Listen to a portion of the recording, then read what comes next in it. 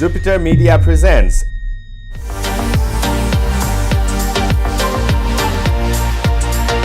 Avasar, telecasting global opportunities. छन् विकृतिहरू सुरु भइसकेका छन्। सुरुबाटै सुरु भए विकृतिहरू।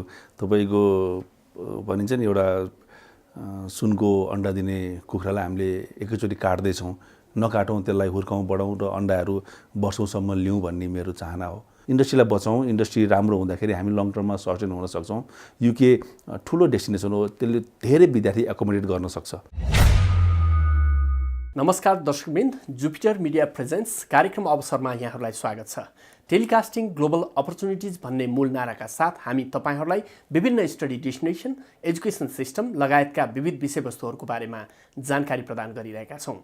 आज म तपाईहरूलाई एउटा यस्तो विशेष कुराकानी प्रस्तुत गर्दैछु जसले स्टडी इन युकेका विषयमा लामो समयदेखि रिसर्च गरेर विद्यार्थीहरूलाई त्यहाँका प्रोमिनेन्ट युनिभर्सिटिजहरूसँग लिङ्क गराउने काम गर्नुभएको छ र उहाँले एउटा अब्रोड स्टडीको केसेसमा एउटा माइलस्टोन क्रिएट गरिसक्नु भएको छ। उहाँ हुनुहुन्छ उद्धव खड्का। आउनुहोस् दर्शकवृन्द, उहाँलाई कार्यक्रममा स्वागत गरौँ।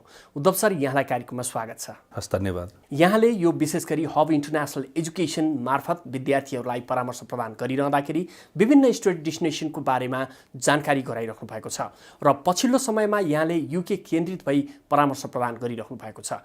के छ स्टडी इन युके प्रोग्रामबाट अन्तर्राष्ट्रिय विद्यार्थीले के विषयमा फाइदा लिन सक्छन्? युके चाहिँ सधैँ नै एउटा इन्टरनेसनल स्टुडेन्टको लागि एउटा प्रमुख गन्तव्यको रूपमा रह्यो र नेपाली विद्यार्थीहरूको माझमा पनि युकेको एउटा आफ्नै महत्त्व छ। सुरुदेखि नै जब नेपालीहरू बाहिर पढ्न जाने चलन चल्यो, त्यो बेलामा विद्यार्थीहरू मेरो विचारमा सबभन्दा पहिले उनीहरू युके नै गएका थिए अथवा इन्डिया गएका थिए। त्यो हुनाले युकेको एजुकेसनको क्वालिटी, युनिभर्सिटीहरूको एउटा इन्फ्रास्ट्रक्चर, तिनीहरूको रिसर्चमा तिनीहरूले गर्ने खर्च र युनिभर्सिटीहरूको जुन र्याङ्किङ छ, त्यो कारणले गर्दाखेरि युकेमा पढ्दाखेरि विद्यार्थीले जुन खालको एउटा एक्सपोजर पाउँछ त्यो कम्प्यारेटिभली अरू कन्ट्रीहरूमा कम पाउँछ भन्ने मेरो एउटा धारणा हो। त्यो भएर हामीले युकेलाई अलिक बढी प्रमोट गर्छौँ र अहिले युके पनि कम्प्यारेटिभली इन्टरनेसनल स्टुडेन्टको लागि एउटा फ्रेन्डली इन्भाइरोमेन्ट लिएर आएको छ। विशेष गरी बेलायतबाट नै विभिन्न शिक्षण पद्धतिहरूको प्रादुर्भाव भएको हो। कतिवटा कन्ट्रिजहरूले त्यहाँको एजुकेसन सिस्टमलाई क्यारी अन गरिरहेको छ, त्यहाँकोबाट सिकाइलाई उनीहरूले अगाडि बढाइरहेका छन्। यो विषयमा कुरा गर्दाखेरि तपाईँले नेपाल लगायत अन्य विभिन्न डेस्टिनेसनबाट हब इन्टरनेसनल एजुकेसन मार्फत विद्यार्थीहरूलाई सेवा दिइरहँदाखेरि तपाईले स्टडी इन युके नै केन्द्रित भएर अगाडि बढ्नुको मुख्य कारण के हो र यो स्टडी इन युके भित्र अन्तर्राष्ट्रिय विद्यार्थीहरूले के कस्तो फाइदा लिन सक्छन्? युके युएसए पछिको सेकेन्ड लार्जेस्ट इन्टरनेसनल स्टुडेन्ट भित्राउने कन्ट्री हो र यो कल्चर युकेमा यो कल्चर सुरु भएको दशकौँ भइसक्यो। अझ भनौँ 200-300 वर्षै सुरु भइसक्यो त्यहाँ युकेमा गएर पढ्ने चलन सुरु भएको र त्यो कारणले गर्दाखेरि युके चाहिँ जहिले पनि एउटा प्रमुख गन्तव्यको रूपमा रह्यो र युकेको क्वालिटी, एजुकेसन क्वालिटी जहिले पनि तपाईँको उनीहरूले मेन्टेन गरेको छ। विशेष गरी यहाँले नोभेम्बरमा पनि यो स्टडी इन युकेलाई केन्द्रित गरेर युके एजुकेसन फेयरको आयोजना गर्नुभएको थियो र अहिले फेरि 20 को यो फेब्रुअरी मिडमा अर्को शैक्षिक मेला गर्दै हुनुहुन्छ। विशेष गरी के कस्ता युनिभर्सिटी ब्रान्डहरू तपाईँले क्यारी गर्नुभएको छ र ती युनिभर्सिटीका प्रतिनिधिहरूले विद्यार्थीलाई कसरी परामर्श प्रदान गर्नेछन्? जस्तै युके एउटा लामो समय युके बन्द रह्यो अथवा युकेमा विद्यार्थी गएनन् भन्ने जुन नगएको जुन अवस्था थियो नि, त्यो अवस्था अलिकति फरक रह्यो। यो 2019बाट चाहिँ इन्टरनेसनल स्टुडेन्ट युकेमा फेरि जान सक्छन् अथवा युकेले पनि आफैले एउटा वेलकम गरेको अवस्था, उनीहरूले आफ्नो एजुकेसनलाई हामी चाहिँ अब इन्टरनेसनल स्टुडेन्ट भित्राउनलाई फेरि तयार छौँ है भनेर एउटा रिभाइज टाइपको एउटा पोलिसी लिएर आएको हुनाले युकेमा नेपाली विद्यार्थी अथवा युकेमा इन्टरनेसनल स्टुडेन्ट जाने एउटा ट्रेन्ड चल्यो। त्यस सिलसिलामा हामीले युके सुरुदेखि नै हाम्रो स्थापना कालदेखि नै हामीले युकेलाई प्रमोसन गरिरहेको थियौँ र यो खालको माहौल आइसकेपछि र हामीले युनिभर्सिटीहरू पनि युकेको राम्रो युनिभर्सिटीहरू रिप्रेजेन्ट गर्ने कारणले हामीले सबैसँग इन्टरेक्सन गरेर अब ल युकेलाई हामीले प्रमोट गर्नुपर्छ र युनिभर्सिटी पनि रेडी, नेपाली विद्यार्थीहरू पनि रेडी र हामी कन्सल्टेन्टहरू पनि अब गर्नुपर्छ भन्ने एउटा मानसिकतामा भइसकेपछि हामीले यसको प्रमोसन गर्नको लागि चाहिँ एजुकेसन फेयर गऱ्यौँ।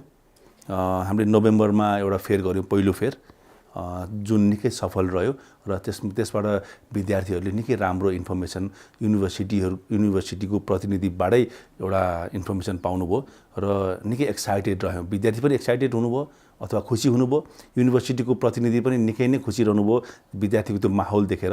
हामी पनि खुसी रह्यौँ, विद्यार्थी हुनुहुन्थ्यो, युनिभर्सिटीको मान्छे आउनुभएको थियो। त्यो बेलामा हाम्रो 12वटा भन्दा बढी युनिभर्सिटीको प्रतिनिधि आएर हामीले फेयर गरेको थियौँ र त्यसकै कन्टिन्युएसन त्यो हाम्रो जनवरीको लागि टार्गेटेड थियो भने अबको फेयर भनेको हाम्रो तपाईँको मे अथवा अगस्त सेप्टेम्बर इन्टेकको लागि टार्गेटेड छ र यो पालि पनि हाम्रो 12वटा युनिभर्सिटीको प्रतिनिधिहरू आउँदै हुनुहुन्छ।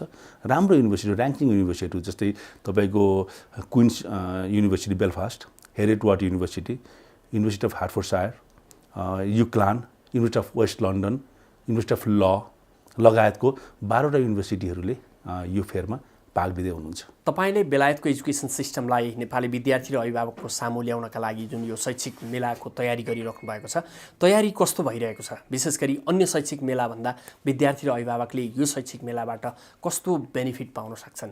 हामी तयार छौँ। अब एक किसिमले हामी अनुभवी पनि छौँ। मेरो टिम अनुभवी छ। हाम्रो छुट्टै एउटा promotion, IT and promotion department छ, उनीहरूले यो जिम्मा लिएको छ। हामी अलमोस्ट हाम्रो तयारी सम्पन्न भइसकेको छ। हामीले गर्नुपर्ने कामहरू गरिसकेका छौँ। युनिभर्सिटीको प्रतिनिधिहरूले कन्फर्मेसन दिइसक्नु भएको छ। हाम्रो लजिस्टिक एरेन्जमेन्टहरू सबै भइसकेको छ र स्टुडेन्टहरूले यो कुराको इन्फर्मेसन पनि पाइसक्नु भएको छ।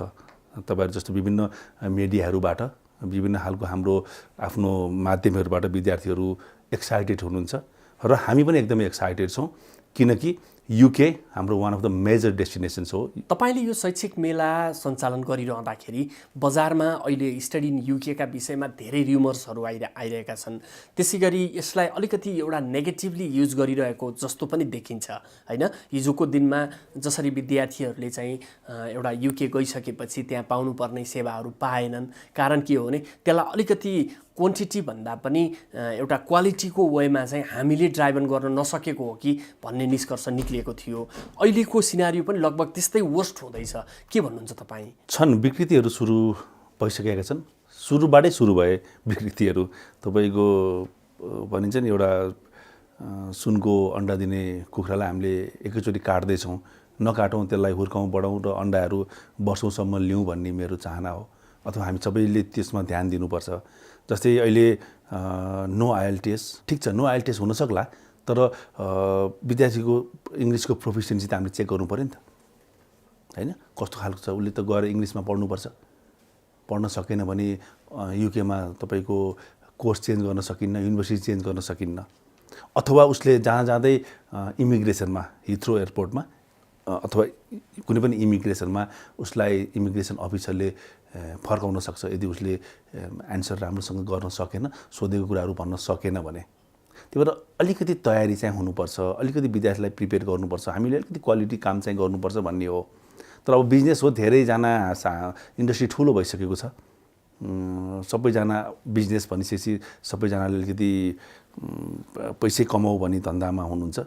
त्यो बिजनेसमा पैसा कमाउनुपर्छ, नाफा चाहिन्छ भन्ने कुरा त स्वाभाविक हो। तर सस्टेनेबल काम गरौँ, क्वालिटी काम गरौँ, ताकि यसले हामीलाई सधैँको लागि एउटा गरिखाने ठाउँ रहन्छ भन्ने कुरा हो एउटा। अर्को भनेको यो विकृतिको मेजर कारण भनेको चाहिँ IELTS एक्जेम्सन, नो IELTS भन्ने खालको जुन माहौल छ, त्यसलाई अलिकति ध्यान दिनुपर्छ हामीले पनि। र युनिभर्सिटीले पनि, म युनिभर्सिटीलाई पनि के भन्न चाहन्छु भने बिना IELTS लिने हो भने चाहिँ राम्रोसँग इन्टरभ्यू चाहिँ गर्नु पर्यो कि इङ्ग्लिस प्रोफिसियन्सी हेर्नु पर्यो र विद्यार्थीको क्वालिटी हेर्नु पर्यो र युनिभर्सिटीले एजेन्ट सिलेक्सनमा पनि ध्यान दिनुपर्छ। क्वालिटी एजेन्ट्सलाई चाहिँ प्रायोरिटी दिनैपर्छ। र अर्को मेजर कुरा भनेको चाहिँ विभिन्न बाहिरी कन्सल्टेन्सीहरू जुन नेपालमा आएर अहिले एक्टिभिटिज गरिरहेछन्, त्यसलाई हामीले रोक्नुपर्छ। त्यो एकदम गलत भइरहेछ। कुनै एउटा एजेन्ट आउँछ तर उसले आफूलाई युनिभर्सिटीको प्रतिनिधि भन्छ र हाम्रो साथीभाइहरू, हाम्रो बजारले पनि उसलाई युनिभर्सिटीको प्रतिनिधिको रूपमै चाहिँ फेसबुकमा अथवा विभिन्न सञ्चार माध्यममा देखाउने र त्यसरी नै चिन्ने र विद्यार्थी चाहिँ त्यो एजेन्टको थ्रुबाट गर्ने। यदि अरू कसैलाई दिनु नै छ भने त हाम्रै नेपालमै भएको कम्पनीहरू जसले त्यो स्पेसिफिक त्यो युनिभर्सिटी रिप्रेजेन्ट गर्छ त्यसलाई दिँदा हुन्छ, सजिलो हुन्छ। भोलि धेरै कुराहरू छन्, जस्तै इन्डियन एजेन्टहरूले तपाईँको धेरै नेपाली हाम्रो साथीभाइहरूको व्यवसायहरूको पैसा नदिएको खाइदिएको दुःख दिएको केसहरू पनि छ। निकै केसहरू तपाईँको पुलिसमा छ, मन्त्रालयमा छ, हाम्रो एसोसिएसनहरूमा छ। त्यही भएर यी सबै कुरालाई ध्यान दिनुपर्छ। इन्डस्ट्रीलाई बचाउँ। इन्डस्ट्री राम्रो हुँदाखेरि हामी लङ टर्ममा सस्टेन हुन सक्छौँ। युके ठुलो डेस्टिनेसन हो, त्यसले धेरै विद्यार्थी एकोमोडेट गर्न सक्छ, लङ टर्ममा जान सक्छ। तर हामी एकैचोटि चाहिँ यो खालको माहौल चाहिँ नबनाऊ भन्ने खालको कुरा हो। र हामी साथीभाइसँग कुरा पनि भइरहेछ, एउटा हदसम्म कन्ट्रोल गर्ने प्रयास भइरहेछ, हुनसक्छ। र युनिभर्सिटीहरूले पनि बाहिरी एजेन्टहरूलाई चाहिँ नेपाल मार्केटमा इन्टरटेन नगर्नको लागि उनीहरूले यदि त्यो खालको एउटा माहौल बनाइदियो भने सबैलाई सजिलो हुन्छ। विशेष गरी बेलायत अध्ययनका लागि जान चाहने विद्यार्थीहरूले जानुभन्दा अगाडि 1, 2, 3 के बुझेर जाँदा राम्रो हुन्छ जस्तो लाग्छ यहाँलाई? विद्यार्थीहरूले सोच्नुपर्छ, मतलब जहाँसुकै जेसुकै काम गर्दा पनि एउटा तयारी त हुनैपर्छ। त्यसमाथि पनि विदेश गएर पढ्ने भन्ने खालको जुन एउटा प्लानिङ छ त्यो पनि युकेमा अलिक बढी ध्यान दिनुपर्ने हुन्छ। युकेमा कम्प्यारिटिभली ट्युसन फिजहरू सस्तो छ, तर नेपालीहरूको लागि यसै पनि जुन पाउन्डमा पढ्नु पर्दाखेरि महँगो हुन्छ। आम नेपालीले सजिलै त्यसको पहुँचमा पुग्न सक्दैनन्। त्यही भएर उनीहरूले एउटा फाइनेन्सियल व्यवस्थापनलाई ध्यान दिनुपर्छ। कमसेकम 10,000 देखि 15,000 को बिचको जुन एनुअल फी छ त्यसलाई मेन्टेन गर्न सक्छु भन्ने सोचाइमा जानुपर्छ। प्यारेन्ट्सहरू पनि त्यसको लागि तयार हुनुपर्छ। म उतै जान्छु, काम गर्छु, कमाउँछु र पढ्छु भन्ने खालको कुराहरू लिएर जाँदाखेरि चाहिँ अप्ठ्यारो हुनसक्छ होला। पार्ट टाइम जबले उनीहरूलाई अलिकति एउटा पकेट एक्सपेन्सेस अलिअलि केही सपोर्ट गर्ला, तर त्यसले सपोर्ट गर्दैन। त्यही भएर फाइनेन्सियल पार्टलाई एकदमै ध्यान दिनुपर्छ। त्यति लगानी गर्न म तयार छु, 40-50 लाखसम्मको लगानी गर्नको लागि तयार हुनुपर्छ। त्यो एउटा पाटो रह्यो। अर्को भनेको इङ्ग्लिस ल्याङ्ग्वेजको प्रोफिसियन्सी।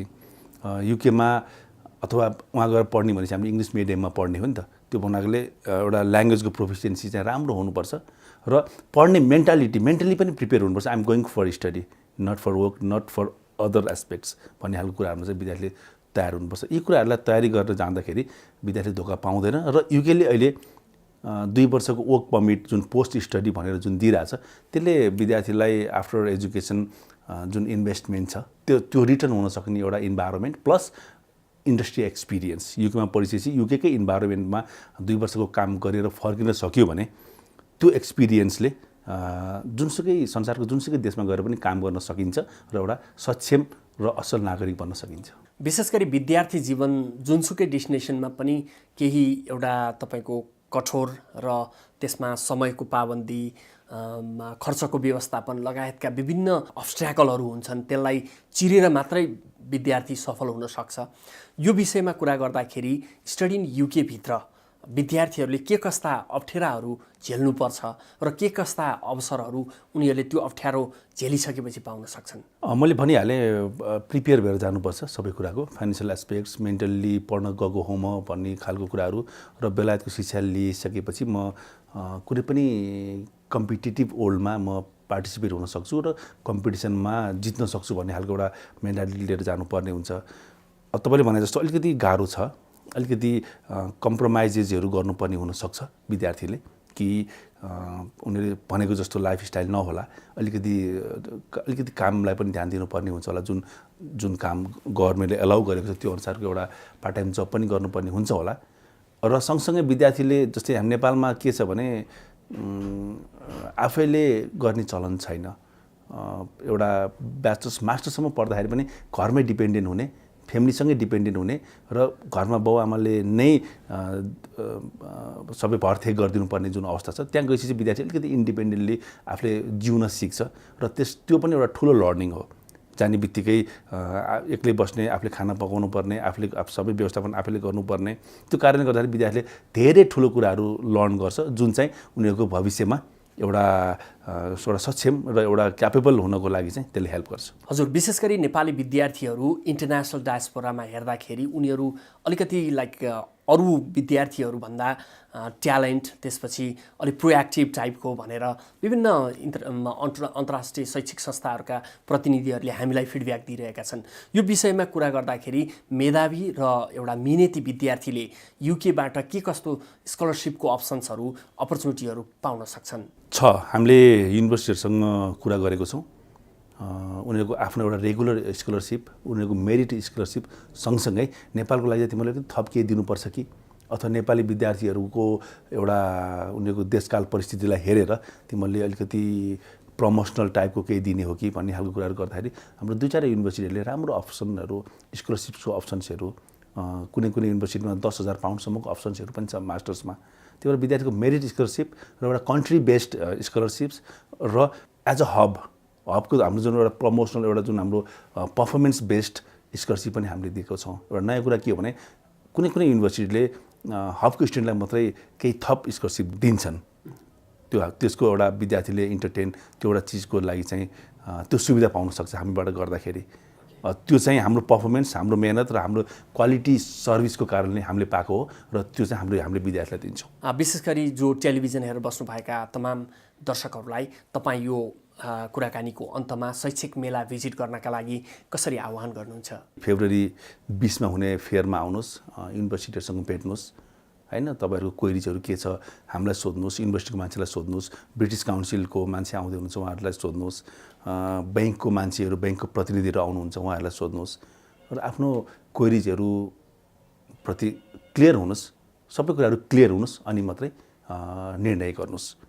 त्यही भएर आउनुहोस्, एउटा राम्रो प्लेटफर्म हुनसक्छ सबैजनाको लागि। यहाँको समय र विचारका लागि धेरै धेरै धन्यवाद। Thank you.